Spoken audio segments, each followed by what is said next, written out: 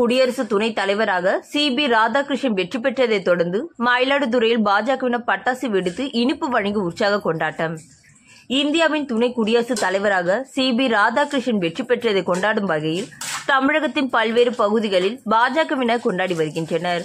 அதன் ஒரு பகுதியாக மயிலாடுதுறை பழைய பேருந்து நிலையம் அருகில் துணை குடியரசுத் தலைவராக சி.பி. ராதாகிருஷ்ணன் வெற்றி பெற்றதை கொண்டாடும் வகையில் மயிலாடுதுறை பாஜக நகர தலைவர் ராஜகோபால் தலைமையில் நடைபெற்ற நிகழ்ச்சியில் சிறப்பு அழைப்பாளர்களாக மாவட்ட தலைவர், முன்னாள் மாவட்ட தலைவர், முன்னாள் மாவட்ட துணைத் தலைவர், மத்திய அரசு வழக்கறிஞர் உள்ளிட்ட நிர்வாகிகள், தொண்டர்கள் என ஏராளமானோர் கலந்து கொண்டு உற்சாக கொண்டாடினர்.